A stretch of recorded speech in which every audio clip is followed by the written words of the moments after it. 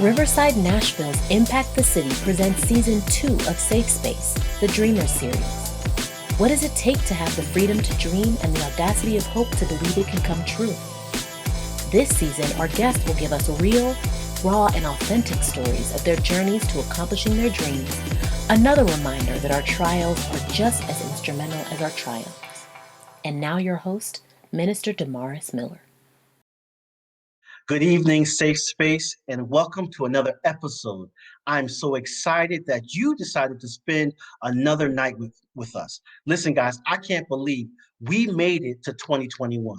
And not only did we make it to 2021, but we make it to our second season of Safe Space. And for that, I'm in awe of what God has been doing through the testimonies in this platform. Today, I have a special guest, one of my good friends, Brandon Middleton, who will be sharing what it feels like and what's it like as an actor. Would you pray with me? Heavenly Father, we thank you and praise you for these many blessings. God, today, as we go into this safe space story, we ask that whatever we say, you will get all the honor and the glory.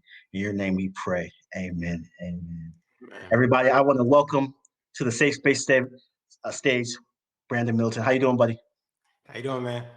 Good to have you, man. How's Cali treating you?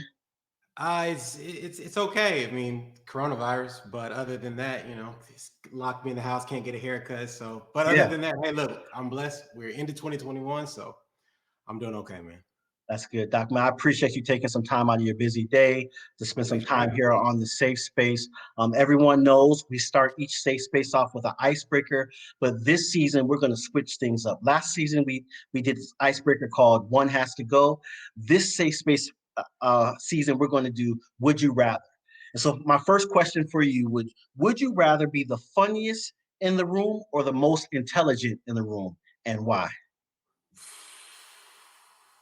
Uh, Most intelligent. Okay, all right. Most Well, intelligent. and why is Uh, that?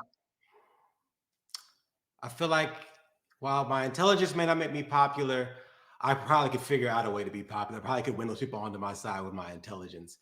Funny guys are funny, but smart people, they make moves. Okay. All right. Would you rather experience the beginning of the planet Earth or the end of planet Earth? Ooh, the beginning. Okay. 'Cause I just like the origin story. I like to see how things actually started. And so, yeah, seeing how God created Earth will probably be pretty cool. I don't really want to see the destruction of anything. I don't blame you, brother. I don't blame you. All right. Would you rather no one show up to your wedding or no one show up to your funeral? And why? No one show up to my wedding because I feel like if nobody shows up to your funeral, that's an indication of you maybe weren't well liked or you didn't leave a big enough mark. So I'd rather have nobody at the wedding, but everybody came to the funeral because it let me know I did. Well, I wouldn't know, but it would let my Yeah, people know I did something. I feel you. I feel you because you wouldn't know. Yeah. You wouldn't know. All right. The last one. Would you rather be free or safe? Would you rather be free or totally safe? Man, that's a free or safe. Give me free. Give me free.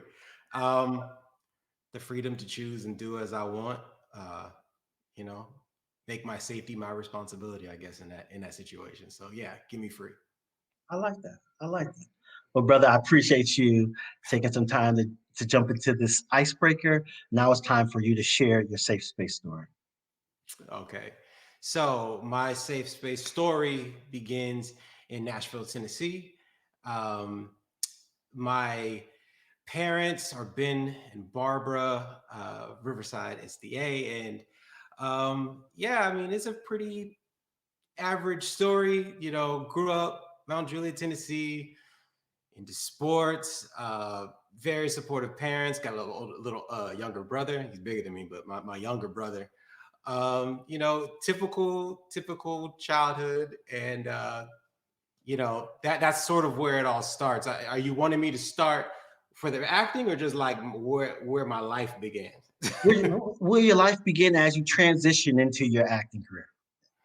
Um, where my life began when I transitioned to my acting career, probably started around when I met my wife, who was at Meharry Medical School, and she got a residency, and she had always told me, hey, look, I want to go back to California. And I wasn't thinking about California. I was, I'm a Nashville boy. Like you gonna go to Vandy, and we gonna be in Nashville, and this is where we're gonna be at. But when I kind of saw how important it was to her to leave, it got me thinking about things that I had never really thought about. I started in college as a music industry major, and I gave that up because I realized, unfortunately, I went to Oakwood, and I say unfortunately for this reason. Unfortunately, I went to Oakwood and heard real musicians, and I figured out that wasn't going to be my ministry, so I had to back out of that real quick. Yeah. But once I started kind of entertaining, I had my eyes on the entertainment industry, and I didn't really think I had an avenue to get there. And I kind of saw a door open when she was like, "I really want to go to LA," and I'm like, "Well, if I'm in LA, you know, you can take a shot." So that's sort of where the idea started to kind of trickle in my mind about possibly doing something in the industry, but it wasn't yet acting. Acting did not roll around until we actually moved to LA. She was doing her residency at USC, and I was looking for a job because jobs were hard to find. And I was looking for the same job that I had in Nashville, which was a traffic coordinator, which was putting commercials in television shows. And I knew as soon as I got to LA, I knew for a fact I wanted to be an actor. When I hit the ground, I knew it. But I was still kind of in that phase of like, acting is not a real job. Like, how do you explain that? Like, there's no money right now unless you're big. So I was like, no, no, no, no, no. I'm going to be a traffic coordinator. And so I was applying, not finding anything. And then I took an internship at a casting office where they were casting this reality show. It's called Wipeout, where they do this like obstacle Yeah. course and they get knocked around. I was helping cast for that show. And believe it or not, and this is part of the story where I'm kind of embarrassed. I had no idea what I was doing. So I went on Craigslist and answered an audition call, which Wow. once it was told back to me, was told like, you have no idea where you are going with that. And that's not normally a good thing. But the one that I picked turned out to be an actual legit production. And it was for a pilot reading. And I went in, I didn't have a headshot. I cut up my wedding photo, my engagement photo just of just my face. I sent it in. They let me come in and read. I remember that the night before, I learned everybody's lines because I was so nervous that I was not going to know mine. So I learned everybody's lines. I went in there and read for it and got a call, and they were like, "Hey, yeah, you're in." So within about a month of being in LA, I'm on stage live in Hollywood. And for the next 4 nights, we are putting up a pilot presentation. And Fox came to it. And, we saw, I think there was a few celebrities outside or whatever, but we were just in there kind of stitching it together. We ended up from there. I finished the pilot presentation with them. They said, "Hey, let's go shoot the pilot." I still don't know how to be an actor. I have not taken a class yet. I don't know what I'm doing. I do that. And after the pilot presentation, the guy's like, "Hey, we're going to make a movie and you're in." And I was like, "Okay." And then that is literally how my career began, was off of those situations. Wow. It's interesting to me how sometimes you can bump into something and it become, like your destiny. And so it sounds like from you going to Craigslist, which out of all things, to pick the actual real life pilot to be able to do that. So let me ask you a question. You're there with your wife. Um, Mhm. how did you pitch that idea? Because LA is not, it's not cheap. No. How was that conversation? Did she know why when you were out there, like, I'm thinking about, I think I want to be an actor. Now, how did that conversation go? It went way better than most people would think it went. Because the way my wife is wired, she heard adventure when she heard me say acting. And my Mm, wife is down for adventure. She's a traveler. She is edgier than me. She is more of a risk taker than me. So she heard me wanting to take a risk, and she was like, "I'm into it. Go for it. All in." I was like, "But what if I don't make it?" She's like, "It doesn't matter. like this sounds fun. Like I can't wait to see what you do with it. Mm. It started that way. Yeah, yeah, It yeah. started that way, and then the Mm, reality does come in. mm. Year two in, and the money isn't really happening that way. It's hard to find a job, and then now I get to the point where it's like I want to do a side job, but now I'm getting auditions, and Mm. it does. I mean, being transparent, it takes a toll on your relationship when that happened.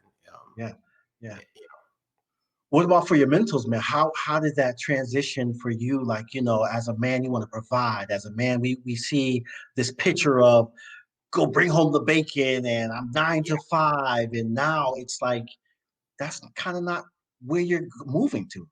Honestly, it was humbling, man. It was humbling because you have to swallow a pill that you weren't designed to swallow. I I always envisioned myself being not even the breadwinner. I didn't have any hangups like that. It was just like I always, you know, envisioned putting forth my fair share. And when you're chasing a dream, which I had never really chased before, but once I got this dream after we've already been married, it's a lot of sacrifice and there's a lot of hard conversations. There's a lot of hard times that you have to go through to even get, you know, a quarter of a way through your dream. And so, yeah, it really affected the way I felt about myself. Being completely honest, it made me feel honestly like a failure on some days. On some days, you wake up, you sit on the couch, and you finish your script, and you go, why? Like Mm. we gonna go fight about this later, and I'm not doing what I need to be doing, and why do I? It just makes you kind of feel like you're falling short of the expectation that not only you have for yourself, but that other people have for you, and Yeah. it's difficult, but you learn to find a better balance. And that's something that I guess I could say, if I had any little regret, I didn't find the proper balance earlier. I was Mm. all one way. We're doing acting. Nothing else matters. I'm locked in. And, life does not afford you that luxury of just honing in on one thing. There's several different things happening around you. And I just needed to pay Yeah. a little more attention. Yeah. Now, when you talk about being chasing the dream, as a man of faith, was your prayer life like God? I need you to make this thing happen. Or God, is this really what you desire for me to be at in this time of my life? What was that for you pertaining to your faith? Um, it challenged it a lot. It challenged it a lot. Because I just felt like, like I said, I'm signing up on Craigslist and then I'm getting actual auditions. And then I think within that year, I had shot 2 to 3 movies I had shot. And I thought it was moving the right way. And then it just kind of like stops on you. And then you just kind of sit there and you're just uh, a little bit mad at God, a little bit, where you just feel Yeah. like, I'm in this position where I want to be able to provide and I want to do this and I want to fulfill. I feel like my life's goal right now is to tell stories. And at every turn, I'm really not making the progress, even though, maybe Mhm. friends and family think it's all going great. It's not. It's not going well at all. And in fact, I don't know why I'm here and I don't understand why you're doing this to me. Like, why didn't you just give me something normal? Yeah. And then nothing wrong with normal, but just why For did you give sure. me something that was more definitive, that had a clear cut path? I want to be, a doctor, and so you go here and you do this med school, and you're on this track, and if you stay on this track, you hit the finish line. I picked a career where there isn't that.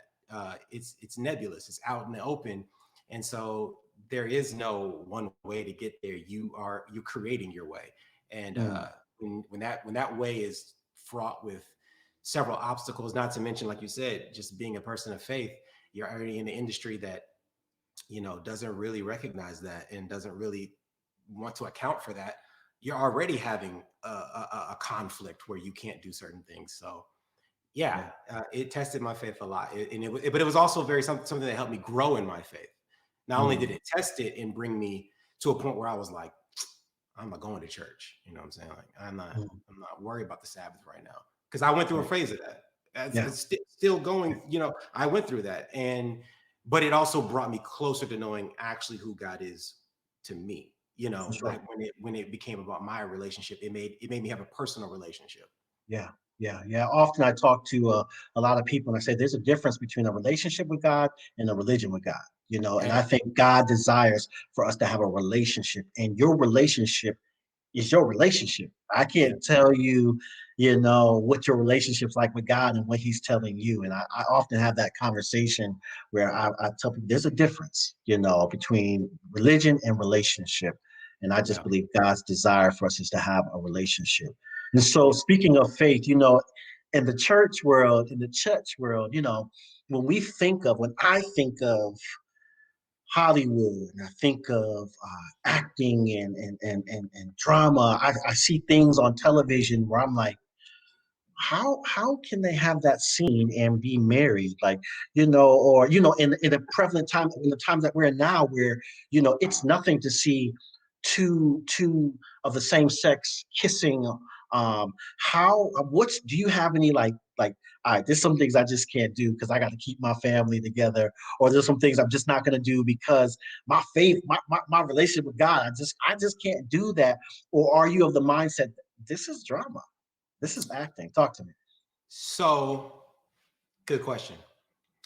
So the way I've approached it, the way I approached it in the past was I was so thirsty to be seen by the industry, not necessarily about television, but just I was so thirsty to get a career and to be seen as a legitimate actor that there wasn't a whole lot that I was going to say no to. Just wasn't. I Mhm. wanted in, and whatever. What does that mean? Well, how do I get in? When it came to, there was a pivotal moment. Uh, Maybe 4 years ago. I read for a voiceover for the creators of South Park for a role. And I read it the night before. And if you've ever seen South Park, you know what it was. So I read it and I knew what was going to happen when I went in there. And I went in there and I read it. And they had me read it again, like, oh, no, no, no, man, you need to say it more like this. And they really just wanted me to sound like a thug. They wanted me to say something derogatory about some women. And then he asked me to say something derogatory that wasn't in the script about Asians. That happened to be what he asked me to say. And I said no. I said no, I'm not. This isn't for me. And I left the audition knowing I wasn't going to get it because I basically quit in the middle of the audition. But it was an eye-opening experience where I kind of had to reevaluate and say, okay, you want this, but you can't want this more than you want, a good reputation. You can't want this more or value this more than you value what you told God you would do. Mm. So you had to. I kind of got put in a position where I need to make a decision. As far as drama goes, because I do have a different stance on that now. My job is to tell the story. That's what they hired me to do. I tell the story. I tell and I show the human condition in sometimes its most extreme forms. But that's what we do. Now, it's up to me and to my wife, to be honest, when it becomes into love scenes, because I know that's what people want to talk about. I know people want to talk about that. So for me, and I think I even heard Devon Franklin say this. It's not my job to water down life to make you feel comfortable. Okay. My job is to tell the story honestly, and I have to read, and between me and God and my wife, I have to look at that script and say, there's benefit in me telling this part. I can't play an appropriate drug dealer because I don't curse. That's not realistic. I can't not be in bed with this woman if she plays my wife. My role is to tell the truth, and hopefully in that story that it's going somewhere beneficial. And so in acting and doing the drama in its realest form, we tell the appropriate story and we honor the story. The number one thing that you can mess up in acting is when you're acting with the expectation of what your friends and family are going to say. Mm. They know you. They don't ask those questions of the other actors that they watch. They don't ask that question if Denzel's in bed or Michael Yeah. Ealy's in bed. They're going to ask the question if you were, because they're qualifying you with the way they watch you. And so Mm. you can't let that cloud. You have to be cognizant of that and make sure that you're not doing something explicit or gratuitous or falling out of line. But at the same time, you have to understand you're going to do things and say things if you're going to be an actor that are going to rub people that you know the wrong way, and they're going to be like, oh, I don't think he should do that. And you just got to have thick enough skin and talking to God enough to know that you're okay. Now, Brandon, I hear you. Okay. But I know your mama, and I know how much you love your mama. You're saying to me that you have to have this thick enough skin to know that my mom may not be okay with this, but Mm-hmm. because I see a bigger picture, I see the end, I see the benefit, this is something I'm going to do. My acting teacher told me one time, he was like, to ask for permission is to seek denial. I don't ask for permission. Okay. The only person I ask for permission for is God and my wife. Yeah. But like those are the only two people that ask. So once I'm given the green light, I go. And it's important for my profession for me to go. And the jokes and the whatever somebody's gonna say or whatever somebody's gonna think, what does that mean for his marriage? That's none of my business. My business was to go in here and be professional. They hired me to be professional. I'm a professional actor. And in order to be seen that way, you have to act that way.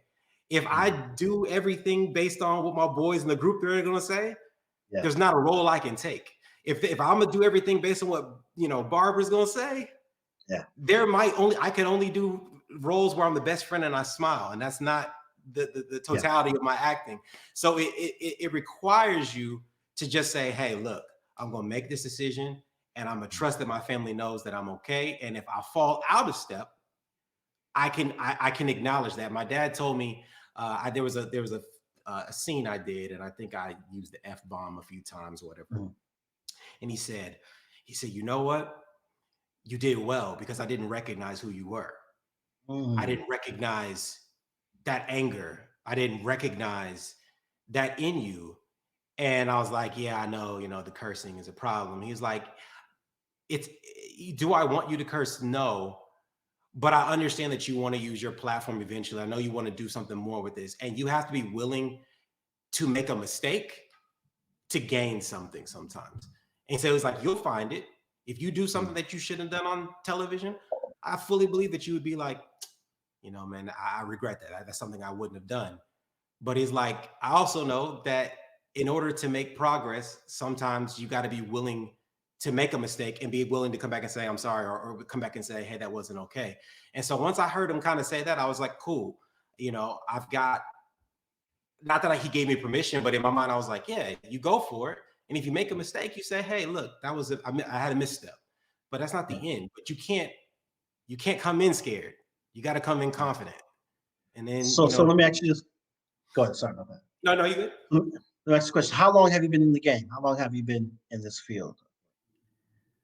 Let's see. 8 years? 8. Yeah. How long did it take to get to this place where you can make your decision based off of God and your wife, and you're not thinking about your friends, and you're not thinking about, because I think that's a place we desire to be. But did it take you a few years to get to that place, or once you got in the field of acting, you were like, this is what it's going to take to go to the next level with this? Probably about 3 years ago. 3 years ago is probably when I kind of hit the switch where I stopped caring, because things weren't going right 3 years ago. I had good management, good representation, but stuff wasn't going right. And, certain roles will come off. And then I noticed that when I had that thought process, when I was walking into auditions, and even when I was in the classroom and we'd be on tape, I was acting with their voices in the back of my head. I wouldn't fully commit to a scene. Why? Because I was going to have to curse. Or why? Because I was going to have to say this. Why? Because I was going to have to play this type of character. And I don't want them to think that I condone that or I want, and that's not, and now you're not acting. Now I'm me. I'm just being insecure. I'm being insecure on camera. And when you're insecure on camera, you don't get roles. So that's what was happening to me. And I was just like, you know what? I'm gonna have to dish out some apologies, but I gotta go. and I got to go fully, and I got to commit to it. And if I can't commit to it, then I need to find something else to do with my time. Meaning, I need to choose a different career, because obviously I'm not built for it if I can't get over this. Yeah. And once I kind of looked at it that way, I was like, oh no, I'm built for it. So we're gonna do this. Yeah. Now let's talk a little bit about the craft, man.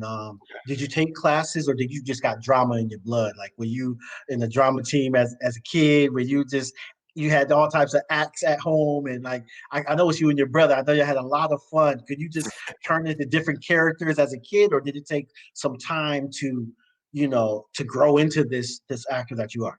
So no, I did not have a lot of drama in my blood. I didn't dream to be an actor when I was 15. This literally started, when I was 27, 26. Like, that's sort of when I found out that I even wanted to do this.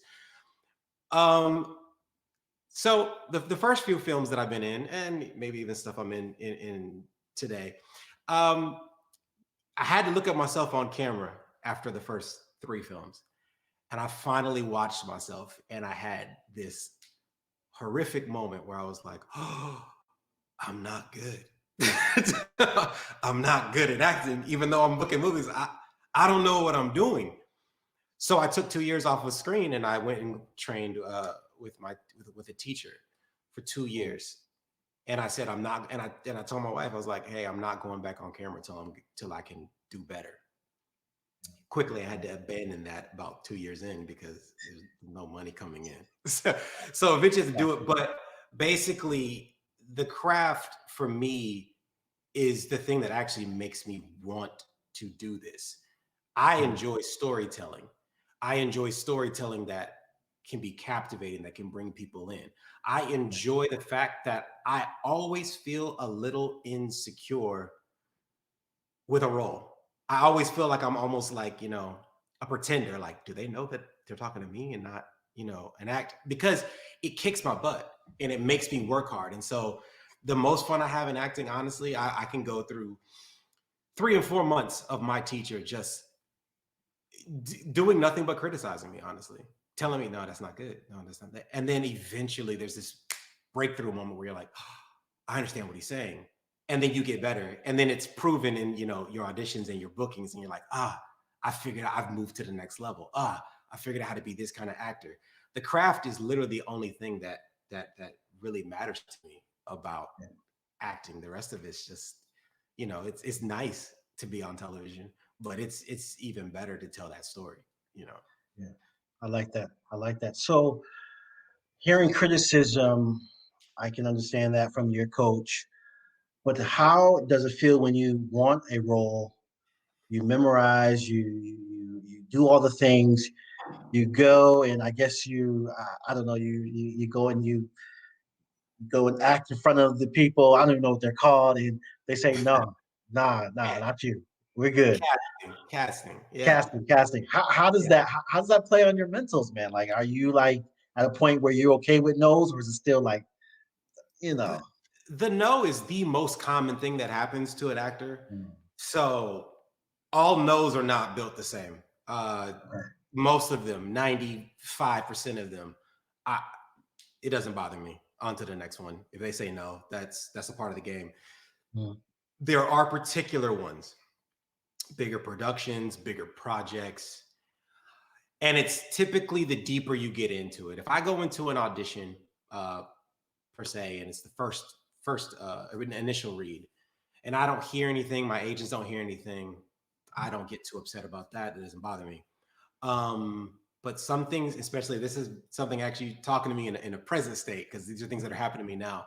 These bigger projects, when you get into the second and third callback, producer sessions, you're on the edge of changing your life in many respects, to be honest. You're on the verge. You're waiting for a phone call that, changes your whole outlook on things. And when those don't come through, that's a gut punch. That takes, I've gotten better. It used to take me like 48 hours, to get over it.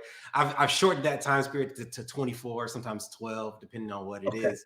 But, and then you see it on TV and everybody's going like, oh man, that was so amazing. You're like, Yeah. Mm. yep, I was in the finals for that. That could have Gotcha. been me, but wasn't Gotcha. me. Gotcha. Do you Those hurt. ever I can only imagine that because then you like almost relive it once it hits the screen and people are like, "Oh, that was good." And it's go ahead. I purposefully try not to watch it. And that used to be okay because they were on channels that I wasn't really frequenting. But the further I've gotten now, these are shows that everybody watches that I watch. And so Yeah. you're watching the new season and you're like, man, Mm. I should have that could have been me talking to Issa Rae. I Yeah. missed, you know, Yeah. Yeah. like that's how Yeah. you kind Yeah. of feel. But you know what? You let it go because again, what's meant for you is meant for you. Yeah. And sometimes if you start fantasizing about what it could have been, you start to believe that it should have been you. And it shouldn't. That was somebody else's blessing. That was somebody else's moment. And so sometimes I don't like to play into that because it's sort of like fantasizing, saying, like, oh, it could have been me. No, it wasn't you. You Yeah. know, you got far, but it wasn't yours. And so you really shouldn't be holding on to it like that. It's not a healthy practice for an Yeah. actor. Yeah, definitely, definitely. And I guess that helps me with my next question. I was going to say, have you ever watched a show and was like, man, that guy's not good, man. I could have did a better job, but it's like, you Yeah. know, Yeah, safe space, right? Yeah, yeah, yeah. safe space. I've Yeah. done it more than once where I was like, really? But Mhm. again, in the industry, and if you talk to any other people in the industry, there's a million and one reasons why you didn't get the role. And sometimes it has nothing to do with how good or bad you were. It Yeah. just, you know, and to think though, at the same time, to be fair, there's roles that I got that I'm sure somebody's watching me do and they go, you know, I Mhm. could have did that. So it goes both ways, and you kind of have to take the good with the bad on that one. You don't get too wrapped up in that. But yeah, your little gut reaction is just kind of like, Yeah. come on, Yeah. I could have got that. Now, let me ask you this as a preacher, often and the God had to remove this from me, but when I listen to other preachers, I'm sometimes critiquing instead of listening and trying to catch the blessing. Do you find yourself anytime you turn on television, like, man, that gesture, man, that facial expression, man, do you find yourself like critiquing, not in a negative way, but you're just analyzing all aspects of every time you turn on television, or can you shut that actor off and just enjoy a film and everything that comes along with that? I don't know if here's how I shut it off. If you're that good, I'll shut it off. Mm. You'll Ah, make me shut it off. yeah, I don't yeah, ever look at Viola Davis and go, I don't know if I'm just like, yeah, this is amazing. What is happening right now? yeah. When I see something that my actor brain will kick in when I see something that I feel like I could achieve.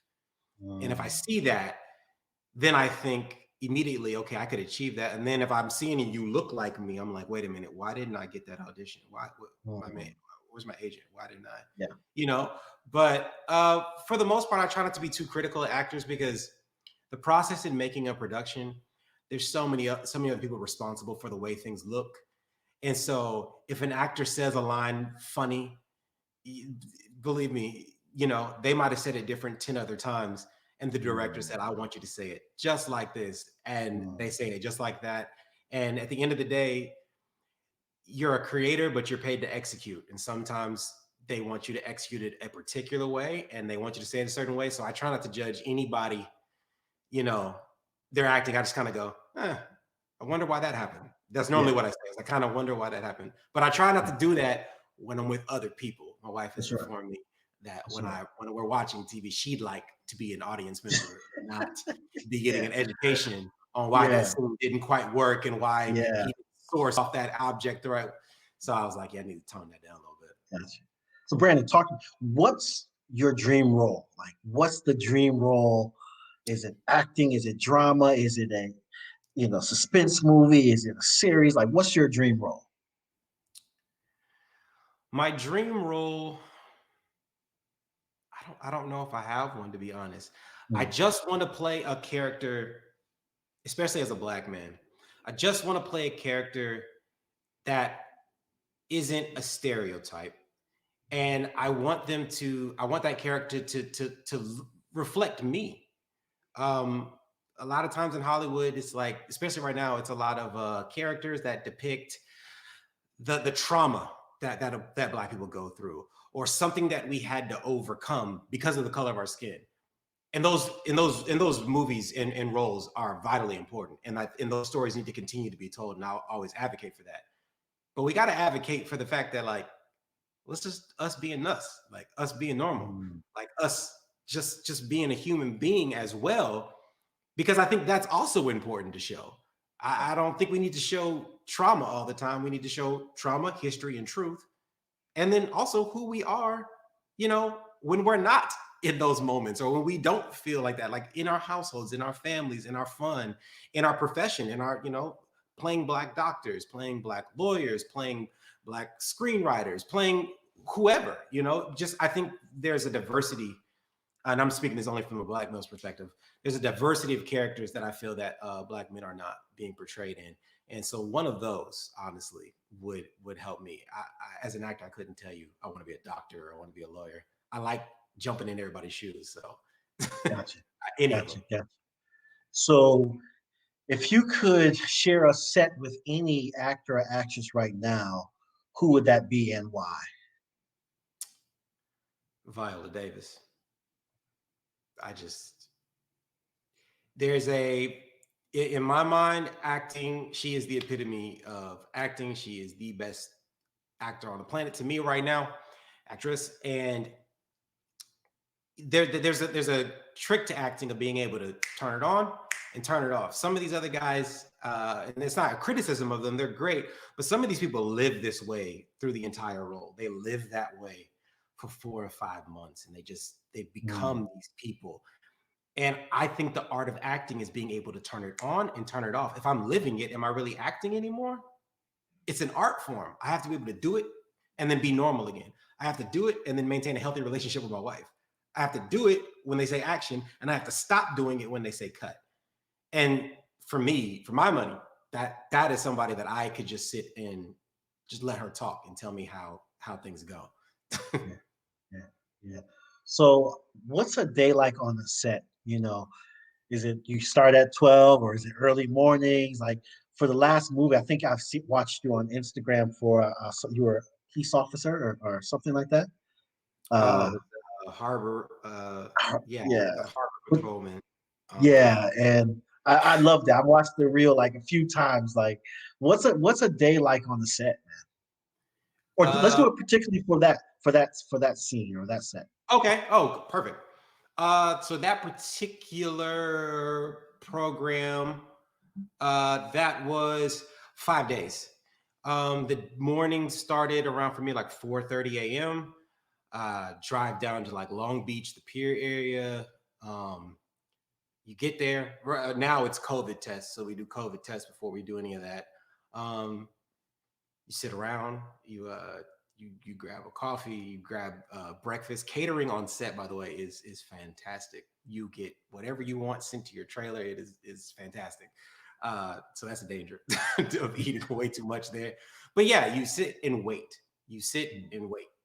And then they'll you'll get a call sheet the night before that says, "Hey, you need to be on set, and you'll be filming at 8 a.m." Almost never do you film at 8 a.m. They just want you there. So I will get there at 6 o'clock. I might not get in costume and on camera until 11 a.m., 12 p.m. Uh, and then you shoot for however long it takes. And sometimes, you get lucky, it's 2 hours. A lot of times it's all day. And so those days were ending, I want to say around six at night. We happened to be on the water, so it was getting dark. So that's why we were limited for how long we could go. But they are very long days, but I wouldn't say that you're working and working and working that whole time. A lot of times you're sitting around, and there's a PA who will, come grab you and put you on the golf cart and take you to set and give you your sides and say, hey, here's what we're doing today. Here's the change in the script or whatever. It's actually quite boring. Mm. If you want my honest opinion, it's quite boring, because of just it's not as glamorous as maybe somebody might think. It's just a lot of waiting and doing something over and over and over and saying it to the camera this way, and then that camera moves here, and then you say it again this way, and the camera moves back here, and then you say it again. So I mean, to do 2 pages could take sometimes half the day. So you get a script. Like, do you get the script like 2 weeks or 2 months before you shoot, or how long does it take you for you to learn your lines? And do you look in the mirror and just repeat that thing over and over again, or what's your style of remembering the lines? Um, to me, a script feels like music. If you hear a song enough times, you don't have to like go look at the lyrics, do you? You just kind of hear it. It's been on the radio. It's been playing in your phone the entire time, and you just kind of subconsciously pick it up. You pick up the words, you pick up the melody, you pick up the pacing. The same way with the scene. I might call an actor friend, I might call a teacher, and we will go over that scene. Now, the time limit is different for the things that I'm doing. I'm not, as you can tell, I'm not famous. So I get 3 days, a week, maybe, um, to sit with a script. Now, if I'm auditioning for a movie, that's for television or a commercial or something Mm, like that. If it's a movie, they will send me all 120 pages. I'll have that thing for the audition, and if I do book, um, I got a month to get ready for that. If I need to physically change, if I need to work on a voice, if I need to, whatever it needs to happen. Those are typically bigger budgets, and so it doesn't happen too much yet. I've auditioned for them, but when you get those auditions, it's very apparent that they're big. When I've gotten a few of them in the last couple months, you get mm, sent a huge script, and it's a lot of reading, it's a lot of dissecting, and it's a lot of character development more than it is learning the words. And mm, that's what I guess I was going to say. It's not so much learning the words. Words are just black dots on a page. They mean nothing if you don't understand the character. They mean nothing if you don't know why the character is saying what they're saying. So it's way more important for me to figure out my character development, because the words, once you know what the character is, the words, they just come. Plus, you get the words before each scene every day, anyways, too. okay. So you don't have to like memorize it perfectly. Somebody will feed you a line. Speaking of budget, does your agent negotiate like pay for you, or will he send you a list of different things he thinks you need to audition for? How does the agent play a part in your career? My agents and managers, honestly, all of them have been women now. They do all that for me. We have meetings at the top of the year, or if we feel like we're transitioning. Like I just got unionized, so like now I'm SAG. So now there's certain things I can't do and I can't go into anymore, Mm, just due to union guidelines. But they negotiate for me, and they also take into consideration my wants. And one of the big things is roles that I'm uncomfortable with. We mm, actually have that meeting. If I don't want to play anything demonic, the roles don't come to me. If they get an offer about it, they will call me, because sometimes somebody will say like, "Hey, was he interested in reading for it?" And then they ask, "Are you interested? We know this is one of the things you kind of said, but we want to make sure that you are aware that." And I'm like, "Yay or nay." But they negotiate all of it. But right now, it's very standard. Most of the time, right now you're going to get the standard rate, but they do go in and advocate for me on my behalf. They'll work things out for me. Now, did you have to jump around to a number of different agents, or you've been with the same one for 8 years and I've, you love I've jumped her? Okay. I jumped around between managers and agents. For a while, I just rode with just a manager. I've had two managers. When you're first coming up in the industry, like you're just trying to find the right spot. You're just trying to find the right fit. You're hanging out with these guys for a year. Is it working? No. Okay, hanging out with these. Oh, you guys, you booked, and then they've taken you only as far as they can take you. They don't have the certain relationships.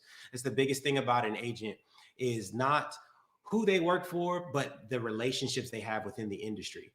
You Mm, need an agent who can pick up the phone and say, "You need to see my client," and be respected enough that somebody will pick up the phone and be like, "Yeah, okay, bring them in."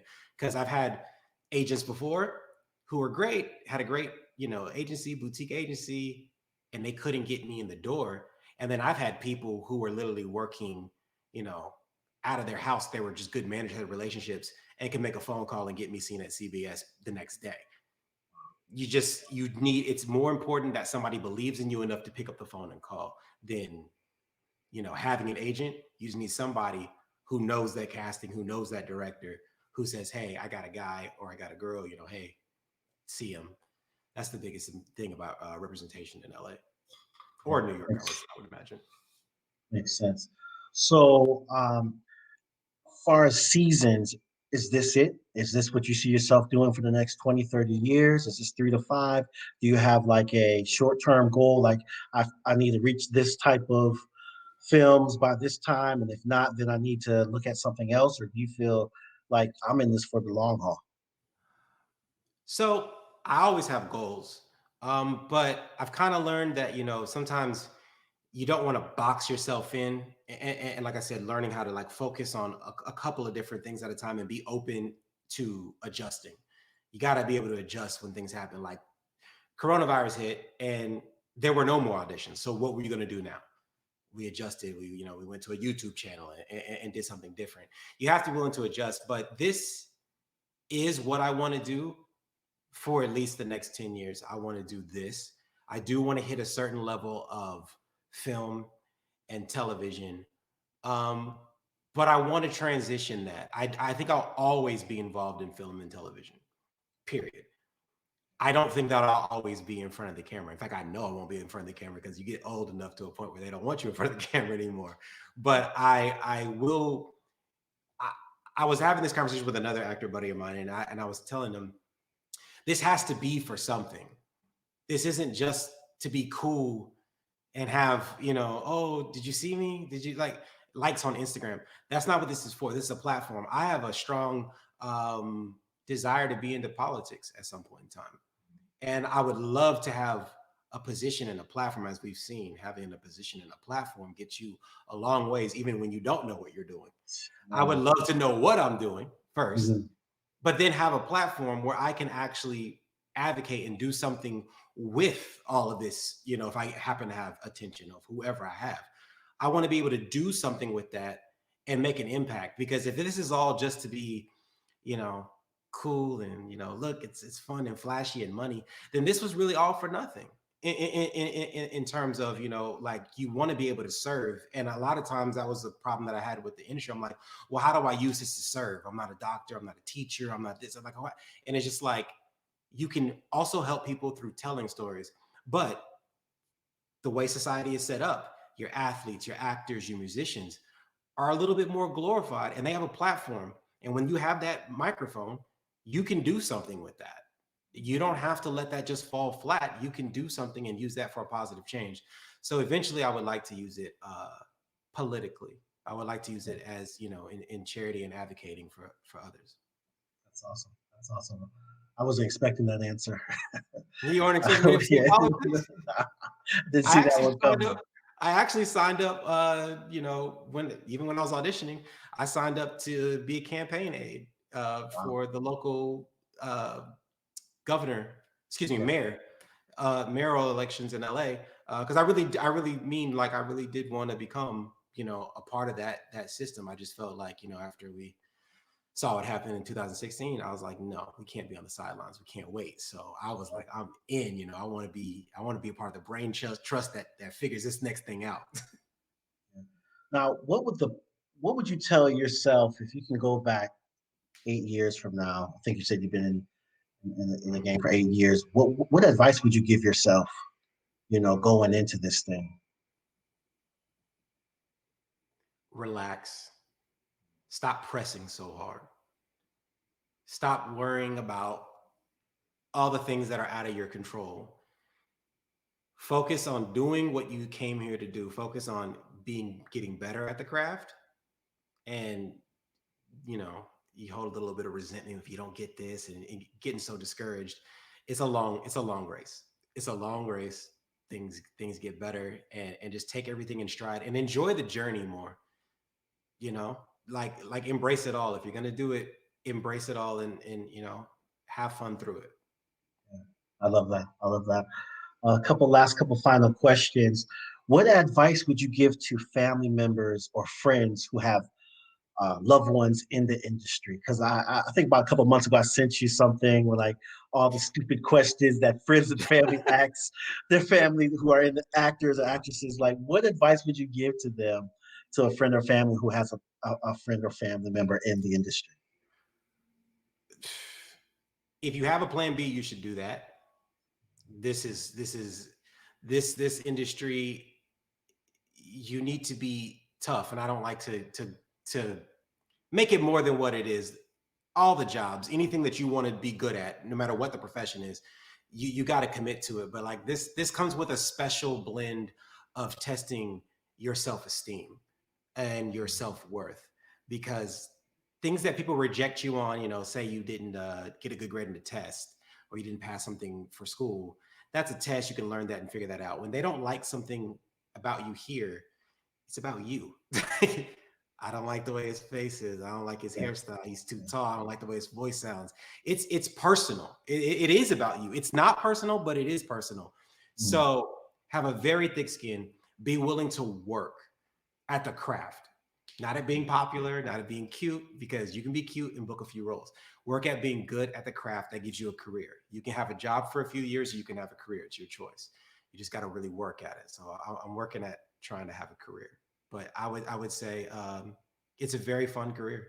It's super fun, but it does challenge you, and it challenges your relationships. And like anything, you have to be willing to take some lumps on these issues with this job in particular.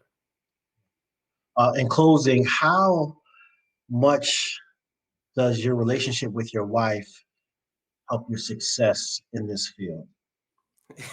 It helps me tremendously Mhm. because she pays for all the acting lessons. No, she's very supportive.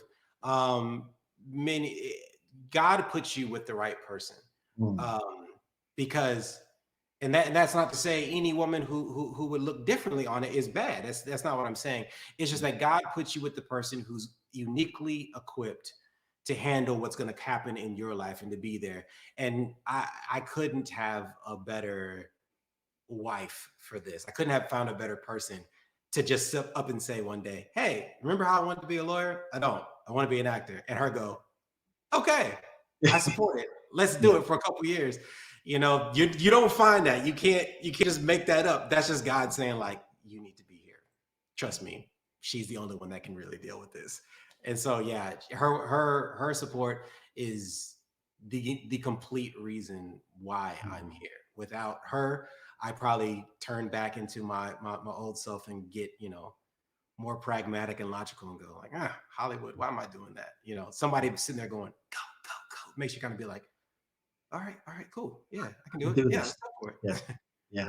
No, that's awesome, man. Brandon, listen, I appreciate you taking this time out your day.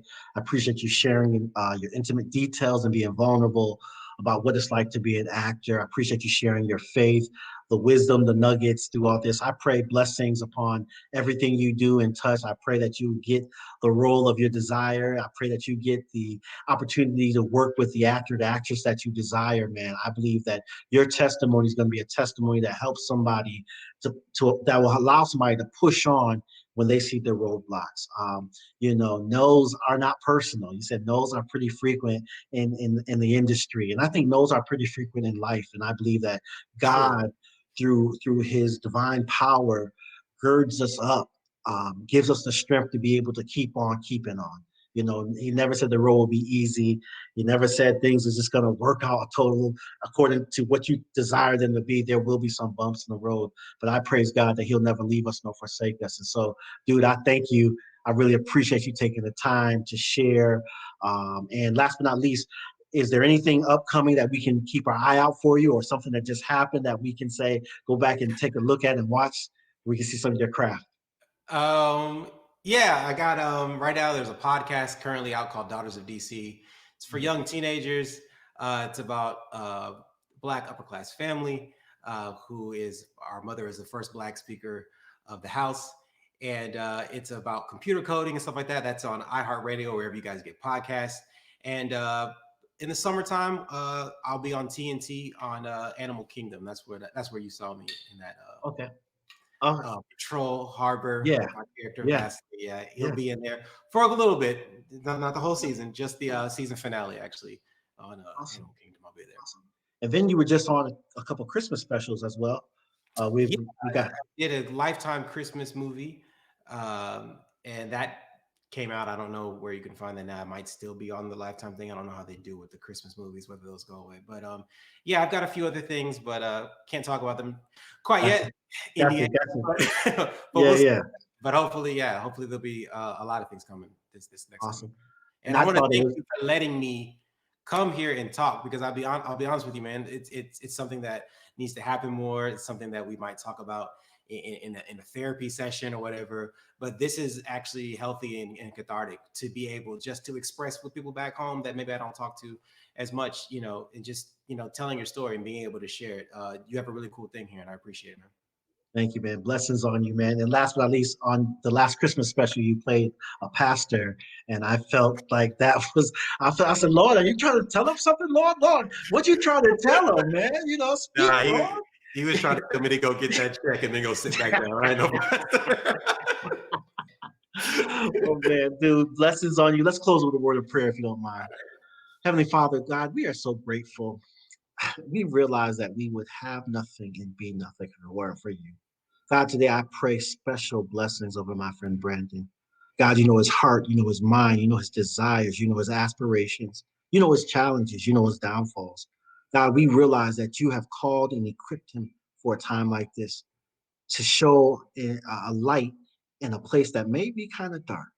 So, God, I ask that you will continue to protect him, continue to provide for him, and continue to bless his family. This is my prayer in the mighty name of Jesus.